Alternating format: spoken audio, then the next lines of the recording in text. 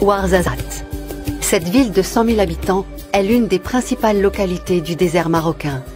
Son nom qui signifie « sans bruit » lui sied un peu moins de nos jours. Mais le trafic reste clairsemé même aux heures de pointe. L'ingénieur Jawad Aitrabeh est l'un de ces jeunes Marocains qui ont réussi. Il a monté sa propre affaire et vit dans un quartier résidentiel de la ville. C'est à présent l'heure du traditionnel thé à la menthe, un rituel au Maroc. Jawad retrouve sa fille Cilia, âgée d'1 an. Son grand appartement de 90 mètres carrés fait sans doute de nombreux envieux. Rares sont ceux qui gagnent leur vie aussi bien que lui au Maroc. Ce problème-là, donc d'immigration, il y a pas mal de gens qui cherchent donc à changer leur niveau de vie. Et oui, chacun on peut dire ses conditions de vie, mais quand même il faut travailler dur ici au Maroc pour faire mieux. Jawad souhaite que sa fille puisse envisager un avenir ici, à sa majorité. Ah oui, ça va. Espérons que ce sera mieux qu'aujourd'hui. Donc, on essaie de contribuer pour construire un Maroc, un bon Maroc. Donc, grâce aux énergies renouvelables, grâce au développement durable, on espère qu'on participe au changement. Technologie moderne et culture traditionnelle. Même au cœur du désert marocain, l'une et l'autre peuvent aller du Tizi Antishka à 2300 mètres d'altitude. Le massif marque une ligne de séparation entre le climat humide du nord marocain et le climat sec au sud. Sur le flanc sud s'ouvre un canyon, la vallée de l'Ounila. On fait ici un voyage dans le temps. Ces maisons en terre sont habitées depuis des siècles par les Berbères. Ces derniers représentent la moitié de la population marocaine, qui avoisine les 35 millions d'habitants. La langue berbère, le tamazir, est depuis 2011 la seconde langue officielle avec l'arabe. La culture des amandiers, oliviers et arbres fruitiers a ici une longue tradition. Aux gorges fertiles succèdent les immenses étendues désertiques du Maroc central. Elles comptent parmi les régions les plus arides du pays. En l'absence de précipitations, les oasis doivent être irriguées artificiellement. Et quand un problème technique se présente, c'est à lui qu'on fait appel, Jawad Aitrabeh. Le jeune ingénieur pilote la fabrication d'installations solaires. Elles produisent de l'électricité et alimentent les pompes à eau. Celle de cette coopérative agricole ne fonctionne plus correctement. La récolte est menacée. Afin d'identifier le problème, l'expert commence par vérifier l'installation photovoltaïque avec une caméra infrarouge.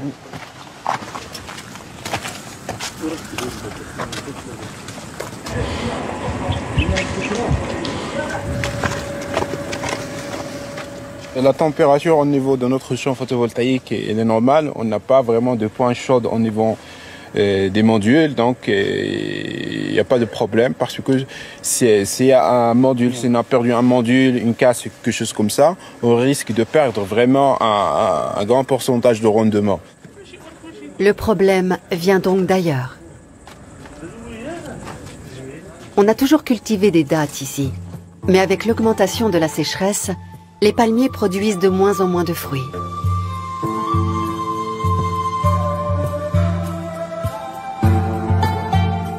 Les oliviers sont eux aussi touchés.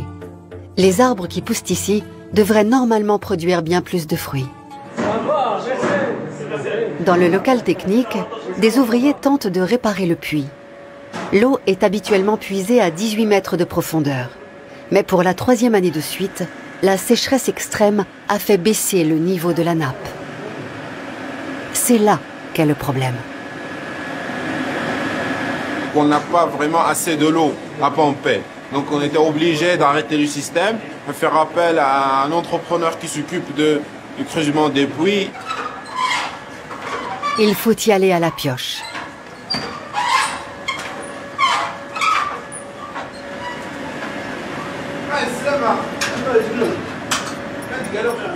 Si la pompe principale fonctionnait correctement, les cultures pourraient être irriguées régulièrement. Mais durant les travaux, celle-ci a dû être enlevée pour ne pas endommager le puits.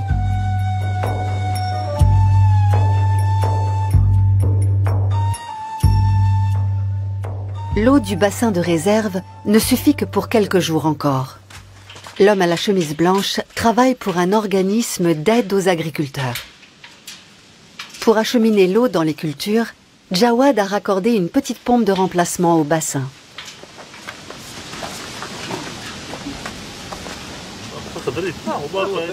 Celles-ci n'ont pas été irriguées depuis une semaine.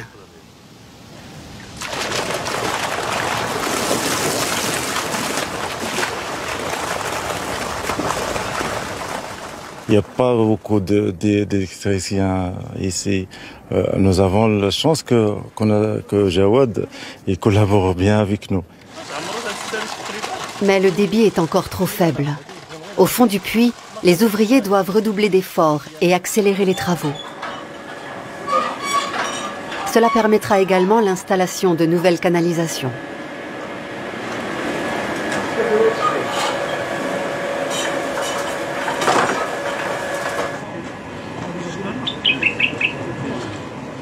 Les deux ingénieurs rentrent chez eux à Ouarzazate, à une petite heure de route. Ils sont très sollicités, car au Maroc, le marché de l'énergie solaire explose. Beaucoup d'agriculteurs recourent à cette technologie pour leur foyer et pour irriguer leur culture à moindre frais. Actuellement au Maroc, c'est un nouveau marché, donc il y a pas mal d'installateurs mal formés, ils n'ont pas d'expérience. Ça génère des installations de mauvaise qualité, ça donne une mauvaise image de cette énergie actuellement au Maroc. Donc notre challenge, c'est de faire des installations de très bonne qualité. Pour développer ce nouveau marché, le Maroc déploie les grands moyens. Ouarzazate dispose de la deuxième plus grande centrale photovoltaïque du monde, avec une capacité de production de 580 MW. C'est ici, dans le désert, que le rayonnement est le plus fort. La tour solaire capte la lumière réfléchie par les milliers de miroirs paraboliques et la convertit en énergie. D'ici à 2030, le Maroc prévoit de produire 50% de son électricité à partir d'énergies renouvelables. Le célèbre Ksar d'Aïd Ben Haddou se dresse quelques kilomètres plus loin. Ce village traditionnel en terre est le plus photogénique du sud marocain. Il a servi de décor à quelques scènes des films Laurence d'Arabie et Gladiator. Ces constructions traditionnelles se composent de briques de terre crue séchées à l'air libre. Une seule maison est encore habitée.